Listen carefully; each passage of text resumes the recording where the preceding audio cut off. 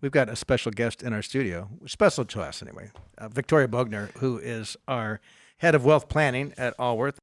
We were chatting, and she has just some good planning with the client. We thought it'd be interesting for her to talk about. So, they bring you in. Well, you're the head of financial planning, but head of wealth planning. Wealth planning. So more complicated, right? Like super complicated. So complicated. Yes, we see it all. Let me tell you. Well, give us your educational background just for a basis to start with. Sure. I've been in the business since 2005. Okay. Started as a temp worker, actually. But my background is in mathematics originally, in computer science. So I stumbled into this career, and along the way became a financial advisor. You have a degree in mathematics? I do. Okay. That's my true passion, spreadsheets. So I got a degree in mathematics, computer science. Then I joined McDaniel, Knutson Financial Partners in Lawrence, Kansas, became a temp for them, then became an advisor. Then I became the chief investment officer because of my math background, and eventually became the CEO of the company. And in that time, I got my certified financial planner designation, my chartered financial analyst designation, and an accredited investment fiduciary designation, all over the span of 20 years. The CFA, though, is rough. That's a tough one. It is rough. We got marital counseling after that one. 3 years being in the trenches. That is a rough. Well, and then you joined us 3 years ago? 2 years ago. 2 years. It's only 2 years. It's only been 2 years. Goodness gracious! I know it feels like I've been here for 20, but it's just 2. Yeah. Well, when you joined the firm, I remember saying to you, "You're going to love it here." Oh, and I do. It's fantastic. I mean, I went from working for a small boutique firm to a large boutique firm. I mean, Allworth is large, but still has that very personal feel. And I love that. I've found that that's pretty rare in our industry, too. We're glad you joined us. Yes. And I don't see you very often, Scott. I know. I'm looking into your eyes right now. We're no longer the CEOs of the firm. We brought in someone more experienced than ourselves. Which, by the way, if you're a business owner, it's hard to do. It's been the right thing for our clients and the right thing for our advisors. There's no question. He does such a better job than we did. Absolutely. He does. He's pretty great. Yeah. You've got to give up that. Anyway, back to this client story. Yes. Bring us through ages, account size, complications, solutions, the whole got bit. it. Okay, so we got 2 clients, married couple, 62 and 60. They came to us with, he worked for a company that I won't name, because then if he's listening to this podcast, it'll be like, oh yeah, that was me. But ABC company, basically his whole career. I mean, he's one of those people that got a job at 22 and worked there for 40 years. But in that time, he participated in the employee stock purchase plan, and then he was also purchasing company stock inside his 401k. So they come to us. They now have a net worth of $7 million. $3 million of it is in ABC stock. Wow. Yeah. And an ESOP and a 401k. Employee stock purchase plan, so ESPP. So that means that he was purchasing this stock at a 15% discount. It's in and never sold it? Because sometimes you can sell it every 6 months or whatever. People do that sold it. No, so he's got a lot of stock with a little bit of cost basis. By the way, but not a lot. how had that stock done the last 10 years versus the broad market? It's not Apple, okay, I'll tell you that, but it's a good blue chip stock. So it's done pretty well. So total... Has it outperformed the market? It's performed pretty much in line with the market, but still. So just the only reason I asked, it's an example of taking on more risk without being compensated for it. Correct, absolutely. Because inside of his 401k, he's got, $1.5 million of it. And then in the employee stock purchase plan, he's got another $1.5 million. Were they matching with the company stock? Or was he purchasing it? Inside the 401k, it was part of his contribution. So they were matching his contribution into the 401k. He was just choosing to allocate some of that to company stock. Got it. Right. Okay, and so $7 million. $7 million. And what kind of income did this family make? He made about $250,000 a year. Wow, easily going to be able to replace... Yes. Standard of living would go up significantly. Right. So they can absolutely retire. But of course, the number one question is, and this is very common, I have so much of my net worth, 3/7 of it in this company stock, but it's a ticking tax time bomb, right? I can't just sell it. And What then about pay. the 401k? I mean, that's an easy one, right? Well, there's something special that you can do with the 401k if it makes sense, and in his case it did. He had both preferred shares and common shares inside the 401k. With the preferred shares, that's where the bulk of this was. He only had a cost basis, meaning that he actually put money in the 401k, his own money purchased $100,000 worth of this stock.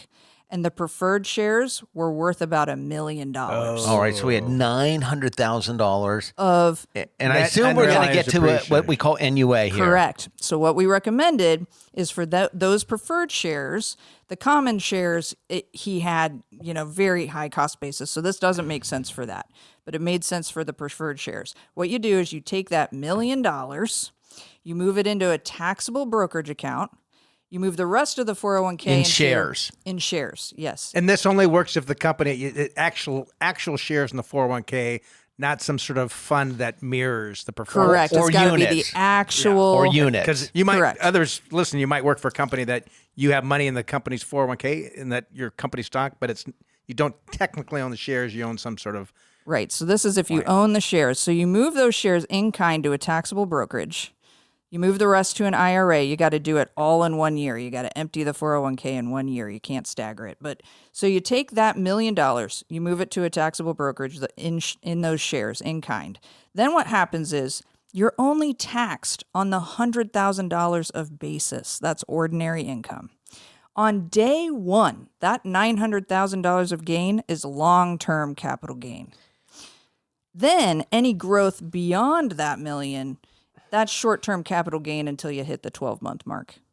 So you've got three kind of tax buckets going on in that account at the same time. Why wouldn't you just I'm sorry, Scott. I knew this at one point in time, but do you still get a step-up basis upon death too with that? Is it Yes, forgiven? you do. Okay. Yes, you do. And would you just hold for 12 months and then put collars around it, use options in order to get some downside protection? Well, here's what we were able to do. So to see the story through a little bit further. Are we here. getting ahead of ourselves? You're getting a little ahead of excited yourself. about this?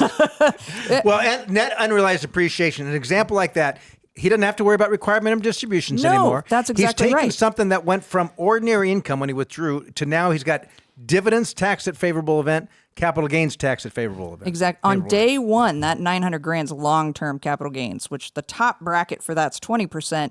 Ordinary income tax top bracket is 37% as of today. So by doing that, and since he's retiring this year, that will factor in a second. We moved the IRA or the 401k money, the bulk that was left, into an IRA.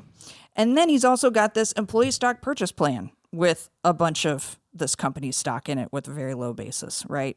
So what we were able to do then is say, all right, we want to go ahead and minimize the amount of time you have to be glued to the earnings report of this company, because if something happens to it, you're going to be sunk, right? So how let's do say if he we... retired from Enron, GE. WorldCom, Or just- GE, Intel. Intel. Yep. So many different things that can happen. So there are actually a few different strategies that we could employ depending on how much liquidity he needs. But this is the direction we decided to go for him because he wanted the most amount of flexibility and liquidity. So for the money that was originally in the ESPP, okay, that's in a taxable brokerage. We want to go ahead and minimize the risk of that right away without having to sell it. So how do you do that? Well, one way to do it is you can collar it. So what that means is you are basically saying that I can participate in the gain of this stock up to, say, a 15% cap. And after that, I'm willing to sell the future annual gains beyond 15% to buy some downside protection. So let's say my comfort level is... So essentially, you're going to buy some insurance on it. And You're the way to pay for it, you say, if the stock just takes off like bananas, I'll forego some of that upswing. Right. And we're not doing it with all of it. We're doing it with 30% of it, right? Just to take down some of the risk. So you're basically pre-selling future growth in order to fund downside protection. In this case... But you could just fund downside protection and keep all future growth. You could, if you want to. If you want to pay out of pocket for That's that right. downside That's protection. right. A lot of folks decide, hey, let's make this cash neutral event. Okay, so I don't want to have to pay out of pocket for the protection. Let's go ahead and sell some future gain, and then we can fund the downside protection. And so, you start the downside protection at 10% negative, 15% negative? yeah, it depends on their comfort level. So for them, it was, we'll participate in the first 10% of loss, and then after that, we're going to be fine. Okay. And the more loss you're willing to take, then the higher that upside cap is, right? So for them, they were able to participate in the first 15% of gain every year. So this is annually. And then if it went gangbusters and went up 30%, okay, well, on that piece we protected, I guess we missed out on some upside. But for that, we were able to You're able to pay for them. the capital gain because you just had the big upswing. That's right. So that's another perk, is that we don't then actually sell the stock if it gets called, and this is getting a little advanced, but then we just pay for another stock option to cover that call. It's a loss. Then we get to use that loss to sell some of the stock and write off the gain. So it's really a great strategy. Then in the meantime, we were able to sell enough of the stock that he was still in a 0% capital gains bracket. Okay. So there are lots of different income tax brackets. There's not just your income tax, there's also capital gains tax bracket, there's your IRMA tax bracket, there's Social Security tax bracket, right? So you want to make sure that all of these are working in tandem. So especially in 2026, we can sell a lot of that stock in the 0% capital gains bracket. So then we can take that money and kickstart what's called a direct indexing account. So how that works is, instead of going out and buying the S&P 500 ETF, instead you put it in a direct indexing account where you're buying all 500 individual stocks. It's a beautiful strategy. And then in this situation, right? Every situation is unique, but in this situation it works. Yeah. So over the course of 2026, some of those stocks are going to do great. Some of them are going to be stinkers. If you hold just an index fund, then you're just along for the ride. But owning 500 individual stocks of the S&P, well, then you can sell the stinkers to realize loss and offset the capital gain from selling some of that stock. And Victoria, did you carve out any part of that direct index from the industry, since he's already had because you only did a caller on 1/3 of the portfolio in the Yeah, you can say I don't want to own that particular company, or I don't yes. want the whole industry. Correct. Yes. So you went beyond a regular direct index. You actually excluded, let's just say that it was manufacturing. You excluded that sector of manufacturing out of the index. So what we were able to do is say, okay, in the S&P, we obviously don't want to own more of this particular sector, so let's carve that out, because we already are overweighted in that, and that we have that flexibility to do that. So spot on. Yes, that's absolutely what we did. So then we have this engine now that's producing these capital losses while you're still making the returns of the S&P 500, because you're invested in the entirety of the S&P 500. You're just manufacturing these capital losses so you can sell. How much more expensive is a portfolio like this versus a regular ETF So to add this strategy is a whopping 0.4%. But the amount of tax just on alpha, the direct index. Yeah, just on the direct index. But you're owning individual stocks, so there's no correct. cost to So that. the alpha is incredible. Yeah, the alpha is amazing, especially in this particular situation, where if you sell all the stock outright, then you're paying 20% capital gains tax on most of it. I'm trying to think of how many different techniques you used in this one client, right? And by the way, if you retired 10 or 15 years ago and you're like, my advisor never talked about this, or they don't talk about it today, the reason this is really, really advanced, and what has brought the cost down significantly is the use of technology in the portfolios. You're spot on, because 10, 15 years ago, you had to be an institutional investor or somebody with 10 million plus in net worth to even touch some of these strategies. And it wouldn't have been this inexpensive. It'd be much more expensive. And this is all run by algorithms. Mm-hmm. Yeah, that's right. Which is a lot more reliable than a human being. And the cost will continue to fall. Yeah. Yeah, so these are strategies that are available to the everyday investor, but you need to have an advisor that knows how to put the pieces together to maximize that tax outcome. Well, and to understand that those pieces even exist. Yeah, so in our firm, we have different level of advisors where you specialize in really complex things, right?